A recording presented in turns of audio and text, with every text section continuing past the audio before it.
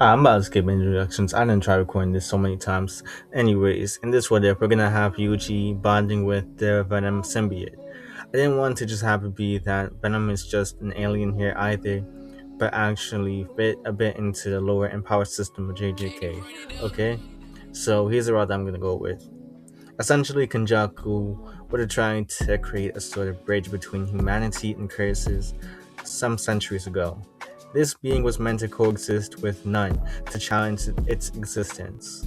The creation process would include the use of cursed wombs, human DNA, and some pieces of vengeful spirits. He would specifically also gather the negative emotions of humans when it came to the loss of autonomy with his experiments.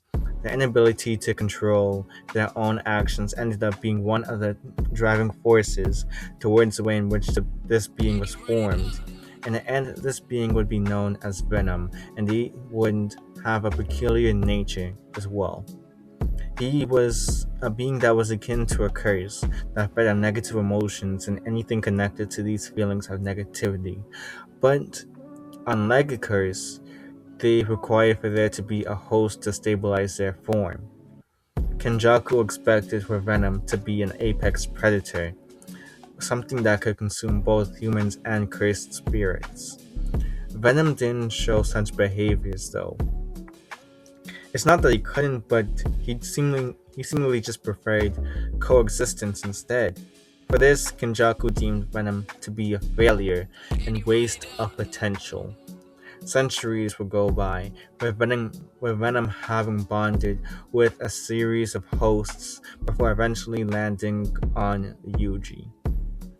It would be after Sukuna's finger had been unwrapped and exposing its energy to the world. Curses would lunge towards Yuji and Megami. Yuji would be ducking and dodging these curses before seeing Sukuna's finger in the air. He would realize that all of this was because of the finger, and to think to himself that he could get rid of the curses by swallowing the finger. He would attempt this as soon as he got airtime, but fate would have a different plan set out for Yuji. You see, a black tendril would wrap around Yuji's heel. It would crawl up Yuji's leg at a rapid pace, forming a liquid-like black armor. Immediately, Venom would take control of the situation and annihilate the curse, threatening the boys with ease. He even proceed to absorb the curse's energy after defeating it and also wrap its tendrils around Sukuna's finger, absorbing it as fuel. They would land on the ground, showing zero signs of harm.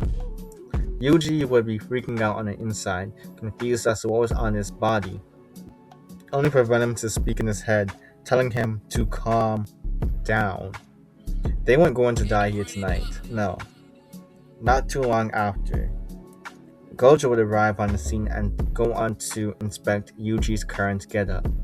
He would recognize it as a sort of sentient cursed tool for now, thanks to its history and combat with different hosts. It was the only one of its kind as well. For now, they would decide to take Yuji to Jujutsu High so that he could get observed. Yuji would be deemed as somebody that had been chosen by Venom and therefore considered a threat. They wouldn't think to execute Yuji here though, just because of the fact that Yuji had something that could be controlled, somewhat. He didn't necessarily have a side, just who we found to be the most compatible with in the moment, and that was the issue when it came onto Venom. They would keep a close eye on Yuji for now, but they would be quick to strip the sentient cursed tool off his back if he started moving funny, and they would probably just give it to somebody else as well. FYI, FYI, yeah, I'm just gonna call Venom a symbiote from here on out, just because it's easier to say. But yeah, Yuji would begin training under Gojo, learning to control the influence that Venom gave. Something that Yuji had to get used to was the fact that he now could control or have like a sense of cursed energy, I should say. But according to Gojo, it was different from how others seemed to, well, sense it. Yuji would describe his sensations as feelings of emotional resonance, while everyone else, according to Gojo, felt it as just raw power. He'd experienced that during his first proper encounter with a cursed spirit when working together with Nobara.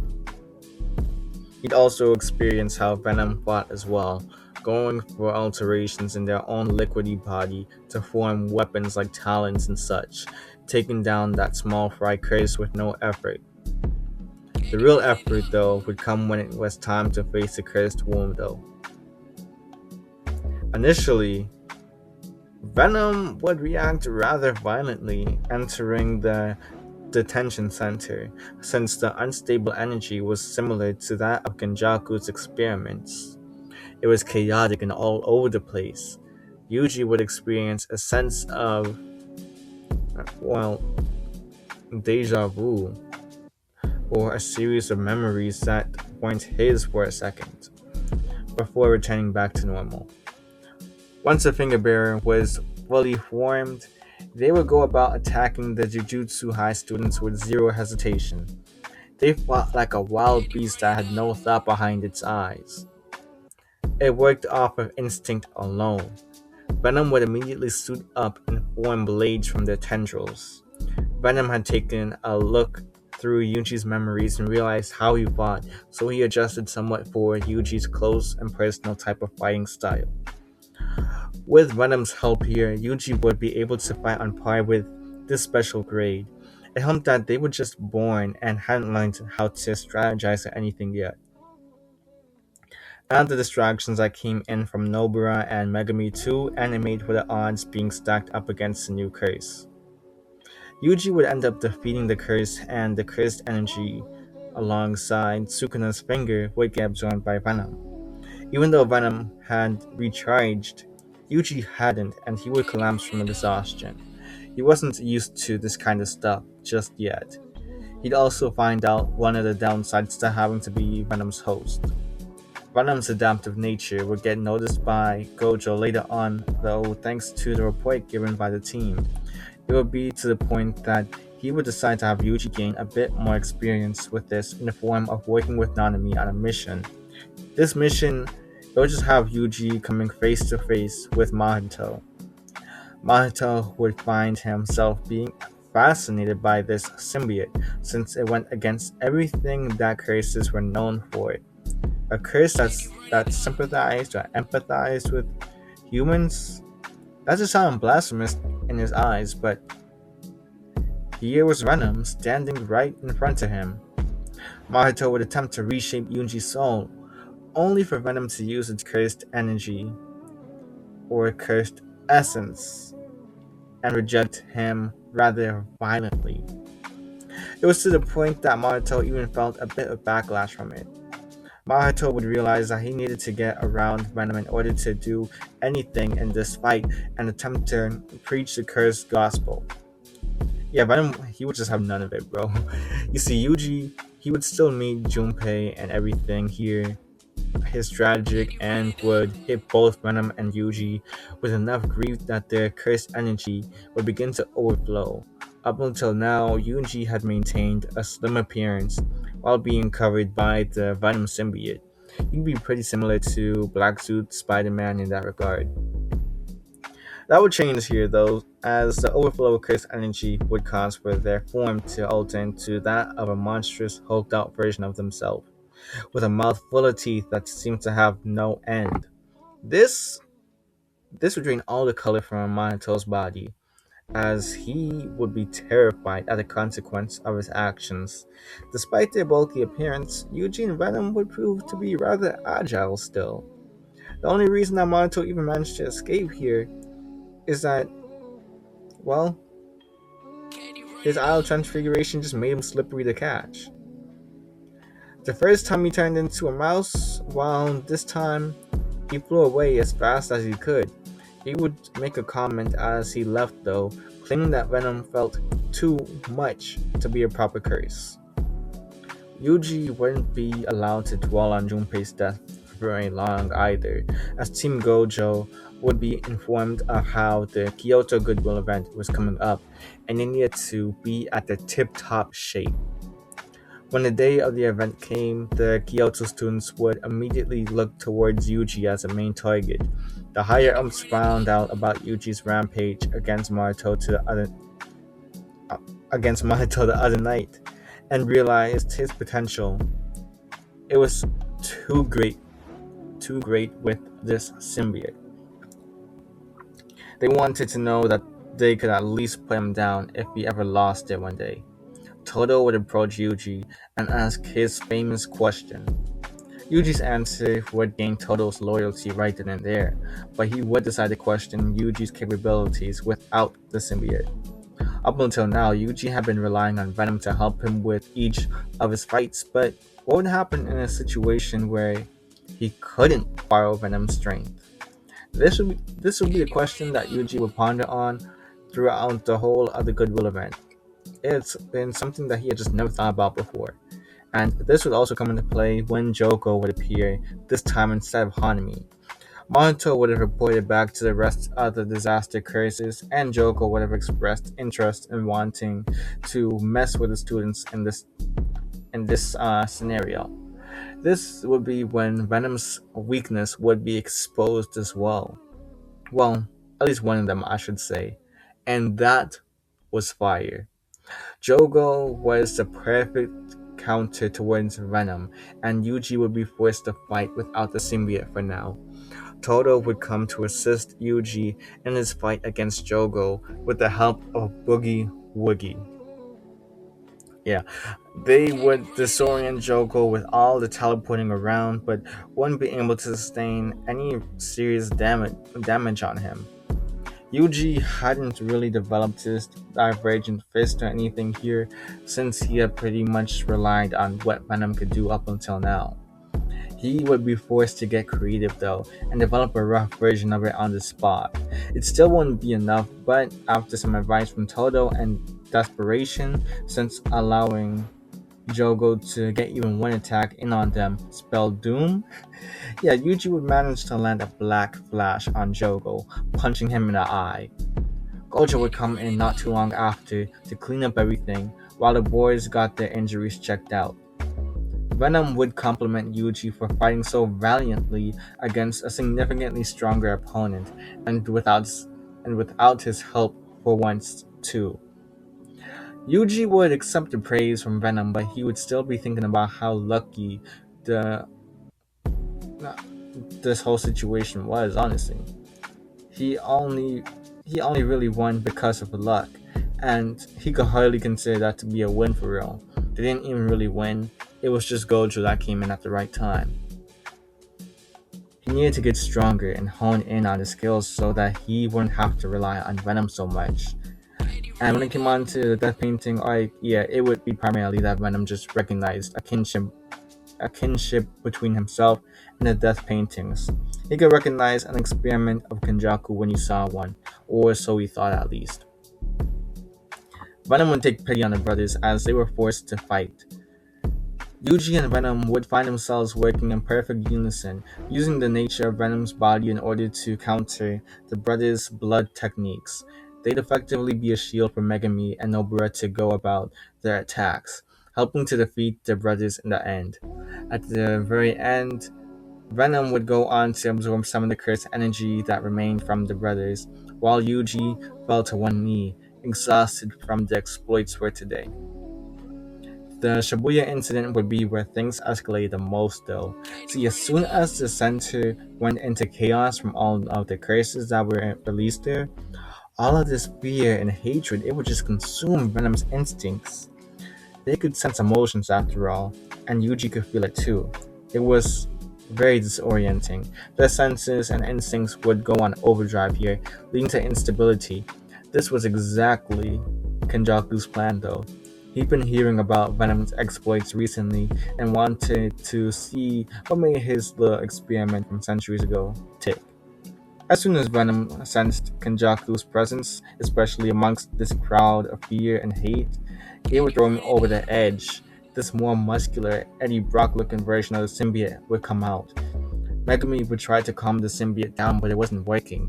Megami would try to reach out to Yuji, but all Yuji could do was watch and observe Venom. He could feel everything that Venom felt. This pressure from all this negative emotion in the air was getting to Yuji too.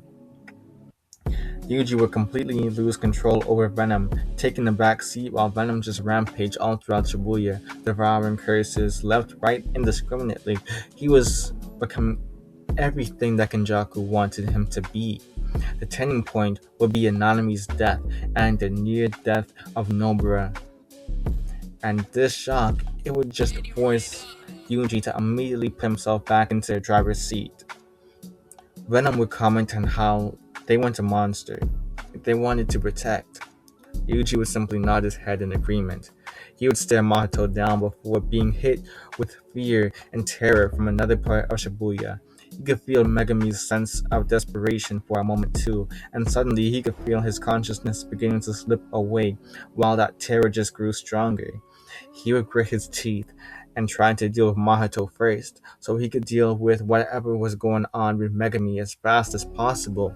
Megami, not Megami, but Mahito would be aware of the fact that he couldn't actually harm Yuji with his idol transfiguration directly, so instead, he would use transfigured humans. Yuji would just bulldoze through them though. Mahito would try getting the jump on Yuji only to realize that he'd been expecting Mahito's attack. Mahito would recognize quickly that he couldn't compete with this combination right now, and he would just flee the scene. Yuji would try chasing after Mato, shooting webs out of his hands to try and swing through the district, but he wouldn't be able to find Mahito. Instead, he would find an unconscious Megami and rampaging Maharaga. Before attacking the Shikigami, Venom would analyze the threat. It was like him in a sense. It could adapt in a similar manner to himself, but on a purely destructive, instinctual level. It didn't seem to have a sort of restraint like him. That made them even more dangerous. He would study Maharaga's adaptation pattern carefully. He would hop into action and be conscious of Maharaga's attack patterns, reading every strike that the Shikigami threw. For every strike that Venom and Yuji endured, they would be analyzing it in order to learn how to counter the next one. In the middle of this battle, a disruption in the flow of cursed energy would occur, and this disruption would be, of course, Gojo's healing. With the battlefield having become more unstable now, the duo were using something they had absorbed a while back, Sukuna's finger. Mixing that with the cursed energy from Yuji's brothers, they would form their own version of Sukuna's cleave and dismantle. They would wrap their tendrils around Maharaga in an attempt to slow it down before releasing a barrage of slashes at it. It wouldn't be the regular slashes that Sukuna used though. These slashes would be mixed with blood. It would open up some wounds for Maharaga, but Yuji would notice quickly that Maharaga's wheel started to spin. It was trying to adapt to the attack. Yuji would do something fast here and jam several tendrils inside the open wounds of Maharaga, ripping the Shikigami apart from the inside out. It would take all of their combined strength, but it would work. The duo would collapse from exhaustion. Venom's body had been heavily strained from this fight, and Yuji could feel his body screaming at him right now, as if it were being ripped apart as well. It would take a little bit of time for Venom and Yuji to recover, with Venom having recovered at a faster rate than Yuji. At least to move, anyway. They would get up and start moving again, eventually encountering Mahito again. This battle of theirs would test each other's philosophies. Mahito's manipulation of other souls going up against Venom's symbiotic, empathic nature. With Venom's cursed flesh, it would act as a buffer and shield for Yuji against Mahito's idol transfiguration. Yuji and Venom would still be exhausted from the last fight, but they wouldn't allow that to slow them down whatsoever. They would be fighting in unison. Each of their attacks were synchronized, and Yuji would fight with precision and emotions. Venom, they would they would just amplify each and every last one of Yuji's strikes, made with their cursed tendrils, absorbing Mahito's transfigured humans mid-combat. They didn't like it, but they also understood that this was probably for the best. It would end their suffering quickly and help the symbiote recharge as well. Even when Mahito awakened, it still wouldn't be enough to take it down. But by it, I mean Venom, by the way. They could put on more of a fight, sure, but for all the pain that Mahito caused, it provided more fuel to them than anything else. All they could think about was defeating Mahito and ending him once and for all. In the end, Mahito would just lose and be frightened of the pair, opting to flee once more with this tail with this tail of theirs just between their legs as if they were a scared dog. While fleeing, Kenjaku would appear and reveal that Venom he was meant to be the prototype for his new humanity. He would mock the bond that Yuji and Venom shared, calling it a failed evolution. He would thank them though for forcing the growth of Mahito. Now he could enact the next step of his plan. He would absorb Mahito and start getting the culling game set up. Yuji would attempt to fight Kenjaku, only to get blasted away by a curse under Kenjaku's control. He would just disappear afterwards. Without the influence of Gojo to back him up and his displays throughout Shibuya, it would lead to the higher-ups declaring him a threat. Venom would find himself weakened after his display in Shibuya, experiencing a burnout of sorts. His voice would fade and leave Yuji to his own thoughts. All he could think about was everything that happened in Shibuya and the immense amount of regret for his decisions.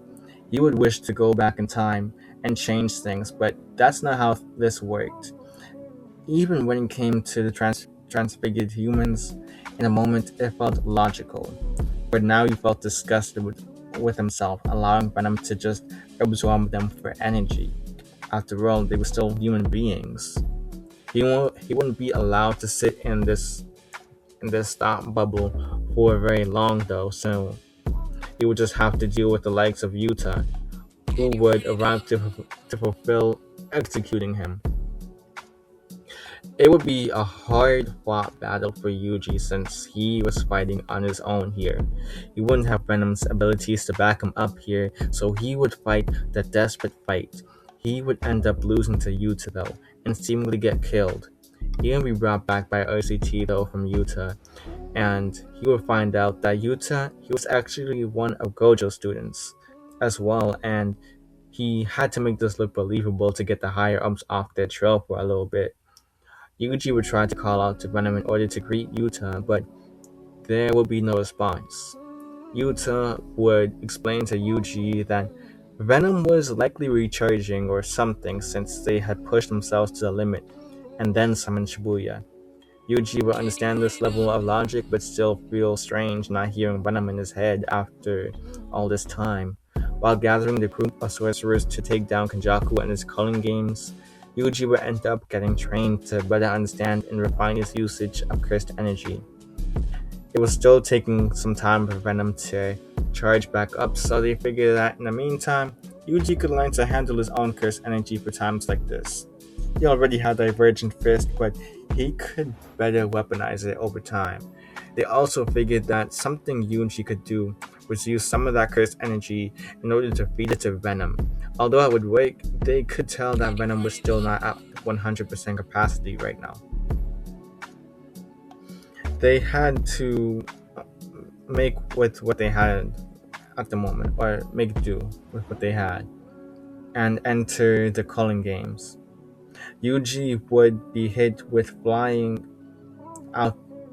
I'm sorry, I got distracted. And anyways, entering the culling games, Yuji would be hit with flying out of the sky and dealing with the helicopter and jet hair sorcerers. It wouldn't take that much effort to deal with them, even without Venom's help. They were pretty weak, to be honest.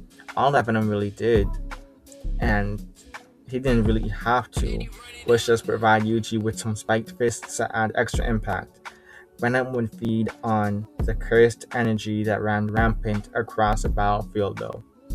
Fighting Higuruma would allow for them to gain points by not having to actually kill them, and instead force opponents to transfer points. This would be because of Higuruma making a new rule specifying this capability. For the rest of the opponents they faced, it would lead to Venom learning new adaptations, with them even developing wings at one point. Since, well, the webs they just didn't seem to be enough anymore. When they finally confronted Kenjaku, they would be more powerful than ever, and even with Kenjaku releasing his full arsenal on the duo, it would just prove to be not enough. Not enough anymore. Venom would simply just counter every technique he had, and in the end, Venom and Yuji would defeat Kenjaku. Venom would end up consuming Kenjaku as well, fulfilling his expectations for his creation. He just never thought it would end up like this though.